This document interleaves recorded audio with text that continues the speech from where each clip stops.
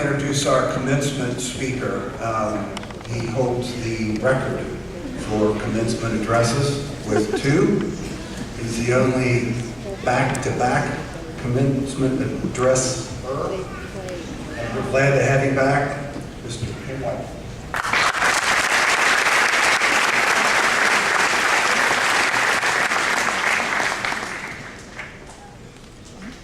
First of all, it is an honor to be able to address you guys, the class of 2013, and I also want to admit up front that it's very tempting, and I feel like I should confess that since the valedictorian, Alex White, shares the last name as I do, I really want to say, good job, son.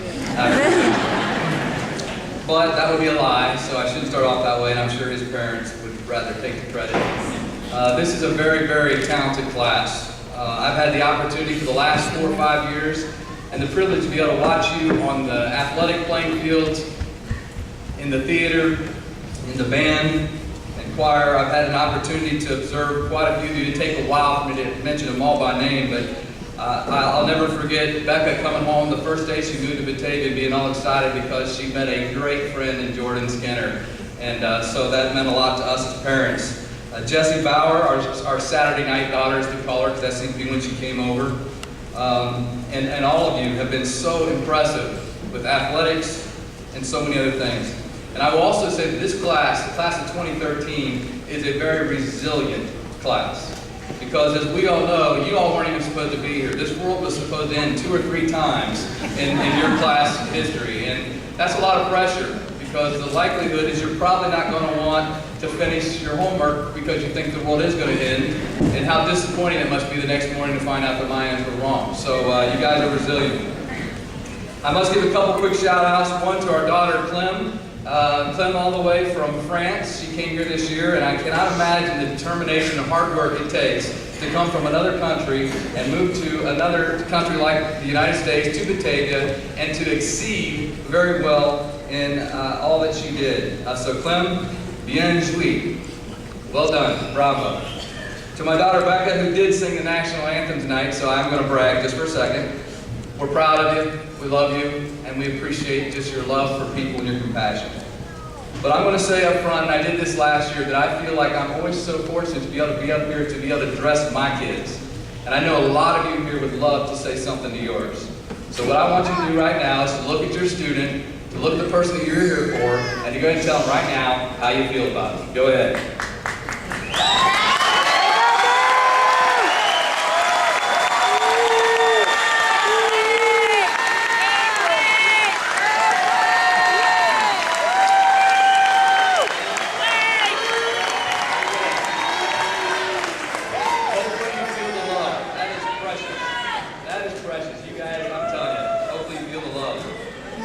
As you may have noticed by now that this is an important night for you guys. You can tell by the look on your parents' faces, on your families' faces, they are shocked for some of them.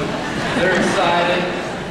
They just cannot believe it. The flashballs will continue to go on. And I want to tell you, there's a sense of relief and there's a lot of pride in you all tonight.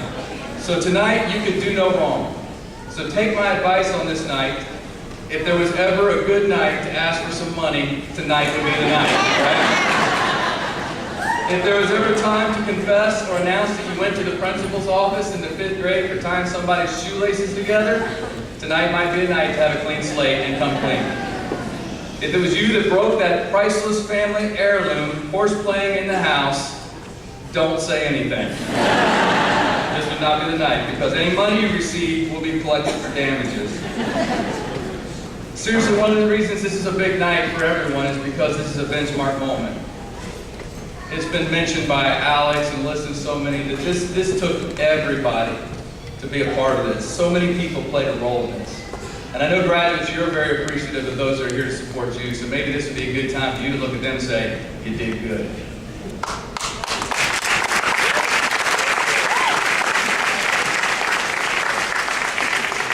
And there are a lot of unsung heroes in the Batavia School District. The bus drivers that got you there, the custodians that kept the facilities clean and sanitized, the cooks that kept you well fed even if you didn't know what it was you were eating, the coaches, the staff, the teachers, the administration, and the school board members of the Batavia School District. They were there for you daily, and many days they went without even hearing the word thank you. And I feel that as a person who lives in this community, we are very, very, very blessed to be able to live in a school system that gets so much out of so little and does it with excellence. So if you work for the Batavia School District, would you stand right now so we can tell you how much we appreciate you? If you work with the schools of Batavia, please stand.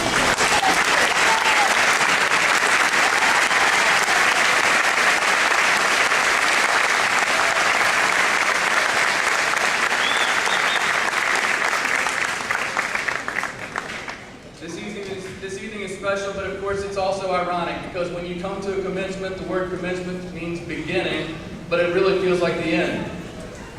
It feels like a new chapter. It feels like you're kind of closing it out. I think there's a lot of ironies when it comes to the graduation ceremony. For example, you spent the last 4 years saying you can't wait to get out of here, and really it won't take long before you'll be one of those saying, you know, high school was the best 4 years of our lives. You know, there's times when you'll come to a setting like this and it's very ironic because someone will stand up and say, be different, stand out, be unique. And as they're addressing the audience, you're all dressed the same in caps and gowns. And guys, that is the first flat-billed cap right there, all right? That's your first one right there. I also find it ironic that right after you get the diploma that says you're officially smart, you're going to prove that by going outside and taking that thing off your head and throwing it up in the air, and it's going to turn into a ninja 4-star martial arts weapon as it comes down. And how are you going to react? You're going to look up and watch it all the way down. And in this day of social media, you need to be very careful because if you're like Ralphie and you catch one of those in the eye, you might find yourself on a website called Epic Fail by midnight tonight. I guess I want to say this, life is full of irony. It takes sadness to know what happiness is. It takes noise to appreciate silence. It takes the absence of something or someone to value their presence. And that leads me to the main challenge I have here tonight, and that is this. It takes failure to appreciate success. We are here tonight to celebrate your success, but ironically, it happened because there were a lot of sweet, sweet failures that happened to bring you here. You may not remember, but you failed a lot growing up. I guarantee you your family members remember it. They remembered all the many attempts you tried to just roll over once. They remember how many times you fell down before you could finally make it all the way across the room. They remember the first words you spoke, which studies have shown is, Dad is a beast. Okay, that's a lie. Then there's all the uh-oh moments of potty training. There were a lot of failures that you already committed. But that doesn't make you a failure, and that certainly hasn't made you a loser. I remember many of the failures that I had growing up, like yesterday. I learned it's not a good idea to lick the frost on the side of a freezer. I learned puffy chow does not taste like a bowl of cereal, even with milk. It doesn't. I learned from my Uncle Wally that Big League Chew bubble gum is nothing like Red Man chewing tobacco, and it's not because you can't blow bubbles. I learned if girls chased you around the playground in the 3rd grade, it meant they liked you. The problem was I didn't learn that until the 10th grade, and by then they didn't like me anymore. I learned that when someone says, can we just be friends, that it doesn't feel like a friendship in the weeks and months following that comment. I learned that the words, take out a pencil and paper and clear off your desk for a pop quiz, was usually an indicator that a failure was about to happen. It's really amazing that it takes failure to be able to appreciate success. And we may not like it, but failure happens. No one is immune to it. It will happen. So since it's inevitable, I want to challenge you to fail more successfully. I want to challenge you as you leave here to learn how to, as John Maxwell calls it, fail forward. Because when we fail, it doesn't mean you're a failure. Now, having said that, I can appreciate what it feels like when you're in the midst of struggling. I can appreciate what it feels like when it seems like everything after another just is a no, it's a rejection, it's a failure. It seemed like it was yesterday, but 20-something years ago, I was getting ready to graduate from college. I went to school for 4 years. Well, I crammed 4 years into 6, but what I did is I went there to basically major in education. I wanted to be a teacher, I wanted to be a coach, so I took all the classes, did all the student teaching, took the national teacher's exam, passed it. A month and a half before I graduated, I also kind of liked that preaching thing. I was working as a youth pastor, so I'm like, I'm so mad because I thought I had some guaranteed locks. I thought I had some places I just knew for sure they were going to hire me. And all 3 times that spring, I heard no. I heard, you know what, we're going to go a different direction, which is kind of a nice way of saying you got a nice personality, you know? And so I was disappointed. I was frustrated. And I was upset because I wanted to control my future. And I'll never forget, there was a time I was really struggling. And a lot of times when people struggle, they go for counsel. They need wisdom. Some people will read the horoscopes. Some will check in with Oprah or Dr. Phil. Some will consult friends. I would go to God, but early on, quite honestly, I always used Him as a last resort. I would go to Him last. But my wife Cindy said, you know what, you need to go to Him because He knows how you feel anyway. You might as well just tell Him how you feel because He knows it. I'm like, fine, I will. So I was like so mad, and we were driving from Greenup, Kentucky to Grayson, Kentucky down this windy road. She's like, just tell Him. I'm like, God, what is it you want me to do? I mean, if you want me to teach full-time, have a deer standing on the left side of the road. And if you want me to preach full-time, have a deer standing on the right side of the road. And God, if you want me to teach during the week and preach on the weekends, have one smack dab in the middle. She said, do you know what you just did? I'm like, yeah, I did. So we're going down this road, it's windy, it's dusk, and we go around this bend, and sure enough, there out in the middle of the road were these 2 eyes glowing in the dark. So I flashed my light on the high beams, and there in the middle of the road was a skunk with his tail straight up in the air. My wife said, you know, God said, your attitude stinks. And I hit that skunk, and my attitude stunk all the way home.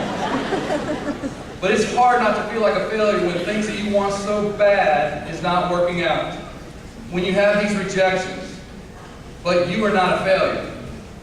Do not let an event or an occurrence make you feel like a failure. Because it's going to happen. Some of you right now are telling everybody what it is you think you're going to do and you're excited about it, but deep down inside, you're worried. You're not sure you're going to be able to do what you hope to do. Maybe you feel like you can make it, but your prior failures make you think, nah, I probably can't. Maybe you think, you know, there's something you're dreaming about that you want to do, but you're thinking, you know what, I can't afford it, or there's just no way I can do this, so you just say, you know what, rather than trying and failing, I won't try at all. But I want to tell you, do not let failure and rejection and fear define you. It is way too early for that. Learn to fail forward. When things don't work out as planned, learn to fail forward. So there's 3 things I want you to remember, all right? 1, after you fail, ask the right question. 2, often we ask the wrong question. Why did I do that? You see, when we ask it that way, why did I do that? It's already blaming. It's like, stupid, stupid, stupid. Why did I do that? That is the wrong question. You need to ask the question, what can be learned from this failure? You see, there's a difference. One is you're beating yourself up. The other is saying, you know what? I'm going to get it next time. So ask the right question. Second, we need to appreciate the value of failure. Failure is not always a bad thing. We're so afraid of failure today that we try to adopt the motto of the old comedian Stephen Wright, who says, if at first you don't succeed, destroy all evidence that you even tried. And that's the way we act. We don't want to try because we're afraid to fail. And some failures are simply going to happen because of poor judgment. If you're partying all night long before an exam and you fail the next day, don't be surprised. It was probably a stupid decision. If you've done something, maybe you failed because you've not developed a skill yet. You know, I told you I crammed 4 years into 6. Well, that's because one of the things my sophomore year I did not want to do is take speech class. Because taking speech class meant I was going to have to stand up in front of a whole class and speak. And I have always been afraid to speak in crowds. You will never get me to ever address a crowd because I'm afraid of it. So, you know, but the thing is we fail. A lot of times because of undeveloped skills. And then some failures just happen due to inexperience. The moment you were born, the doctor didn't say, you're the proud parent, said, look at him run. It didn't work out that way. We learned when we colored that we couldn't always keep it inside the lines. We learned to trace and then shade before we could keep it inside the line. In all these situations, every single failure brings you a step closer. So appreciate the value. Wayne Gretzky, the great hockey player, used to say, you miss 100% of the shots that you do not take. Last thing, don't quit too soon. Don't quit too soon. Don't automatically assume we will fail again if you failed the first time, or the second time, or the third time. Many of life's failures are men who did not realize how close they were to success when they gave up. Thomas Edison said, I have not failed, I've just found 10,000 ways that do not work. I'm not discouraged because every wrong attempt discarded is another step forward. And In 1952, Florence Chadwick attempted to swim 26 miles between Catalina Island and the California coastline. After about 15 hours in the water, she has her family following her in the boats, watching for sharks, just seeing if she gets in any trouble. This dense fog sets in, and she's getting discouraged, and she wants to quit, and her mom's like, just keep going. And so finally, she just can't do it anymore. After about an hour, she says, that's it, I can't do it. And they pulled her in. It wasn't long after that, when the fog lifted, she realized she was less than a mile from the shore. You see, 2 months later, our many of life's failures happen because we quit just before we're successful. Well, 2 months later, she did try again, and the fog set in again. But she made it because she had this mental image of what that shore was going to be like. And so even though the fog came, this time she kept going. In closing, class of 13, I just want to say this. As successful as you feel tonight, remember, you are going to fail. It took many failures to get you here tonight. And they're sweet. They bring great achievement and great success. I also want you to remember to be careful when you launch those dangerous caps in the air here in a few minutes. And don't forget to ask for money tonight. Don't forget that. The worst that can happen is you will fail, right? But don't quit. Don't quit. We always ask you in the morning. Again, congratulations to graduates. You failed very well to be here tonight. Now I want to challenge you to go out and fail even better as you move forward. Thank you.